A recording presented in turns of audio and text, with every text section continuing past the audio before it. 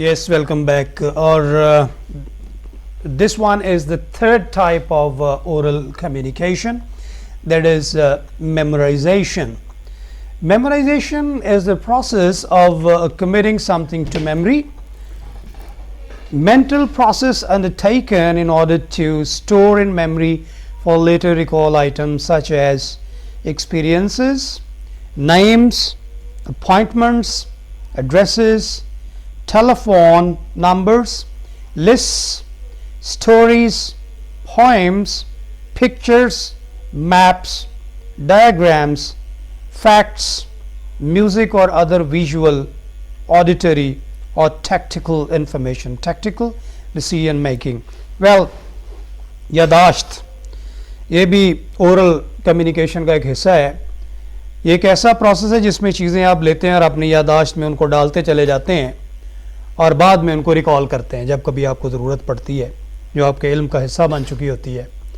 और ऐसे में आप अपने तजुर्बात की बात करते हैं जो आपने अपनी मेमोरी में रखे होते हैं, नाम लोगों के, दोस्तों के, अहबाब के, जगहों के, अपॉइंटमेंट्स, मुलाकातें, एड्रेसेस, पते, टेलीफोन नंबर, फहरिस्तें, कहानियाँ, नज़में, तस्वीर, नक्शे, डायाग्राम्स, हक़ाइक़, मौसीकी, दूसरी तस्वीरी चीज़ें और सुनने वाले मामलात और टेक्निकल इंफॉर्मेशन, ये सारी चीज़ें जो हैं, these are the part of memorisation. And of course this is the third type of oral communication. In oral communication, in talking about memorization, the first technique of memorization is rote learning, जिसे रट्टा मारना कहते हैं, आपको सारे पता होगा. A learning technique which focuses not on understanding but on memorization by means of repetition. You memorize but without understanding. बगैर किसी चीज़ को समझे उसको अपनी यादाश्त का हिस्सा बना लेना, बार बार दोहरा कर, उसे रॉट लर्निंग कहते हैं. मिसाल के तौर पे अक्सर देखने में है, किसी इंग्लिश मीडियम बच्चे से आप कोई लफ्ज़ पूछ लेना, बेटा इसका मतलब बताओ, तो वो सुना तो आपको देगा लेकिन कहेगा इसका मतलब तो नहीं मुझे पता. यानी उर्दू में उसे नहीं पता होगा, इंग्लिश में उसे नहीं पता होगा, लेकिन उसने रट्टा मारा हुआ है. जैसे पोएम्स हैं, if you are going to ask a question to a small kid that well recite this poem for me, and he starts reciting it, and after recitation you ask a few questions about the word meanings, he'll be blank. So learning with focus but having no understanding, and learning that by repetition, that is rote learning. For example, if words are to be learned, they may be repeatedly spoken aloud or repeatedly written down. बार बार बोलें, बार बार लिखें, memorization is okay. But remember, this is without understanding. If somebody asks the question to explain that, you'll be in a problem. दूसरी जो technique है memorisation की, the second technique of memorization is called spaced repetition. Spaced repetition is a principle of committing information into long-term memory. ये भी आप चीज़ों को रट्टा लगाते हैं और आप long-term memory में आप इसको दाखिल कर लेते हैं by means of increasing time intervals between subsequent review of the previously learned material. यानी आज आप बात कर रहे हैं बहुत अरसे के बाद, तो बहुत अरसा पहले आपने जो चीज़ याद की है, वो याद की हुई चीज़ और आज की गुफ्तगू का वक्त, इसके दरमियान बड़ा लंबा वक्फा है. तो वो जो चीज़ आप याद करते हैं और फिर उसको रिकॉल करते हैं और डिस्कस करते हैं, इसे हम कहते हैं स्पेस्ड रेपिटिशन. यानी आपको इन्फॉर्मेशन अपनी लॉन्ग टर्म मेमोरी में वो फ्रीक्वेंटली यूज़ नहीं हो रही चीज़, आपने याद तो कर ली लेकिन वो डेली बेसिस पे यूज़ नहीं हो रही, वो लॉन्ग टर्म मेमोरी में पड़ी हुई है. काफ़ी अरसे के बाद वो उस चीज़ का हवाला आपको देना पड़ जाता है, तो आप जब उस चीज़ को रिकॉल करते हैं तो इस मोमेंट और उस वक्त जब आपने वो चीज़ को by repetition commit to memory किया था, उस टाइम में और आज के टाइम में ये जो लॉन्ग इंटरवल है, ये इसे हम स्पेस्ड रेपिटिशन कहते हैं. The thing that you learned may be back in the year 2019 and now you are remembering that today on the 28th of March 2020. That is an example of spaced repetition. And in business, you are having so many examples with you that the things and experiences you have got to your long-term memory, you need to bring them back at certain particular points where you talk about certain important things. The third technique of memorization is active recall, a learning method that exploits the testing effect. This is a learning method, ये भी एक सीखने का तरीका है, that exploits the testing effect, जो test करके किसी चीज के असर को चेक करता है. The fact that memorization is more efficient when some time is devoted to actively retrieving the to be learned information through testing with proper feedback.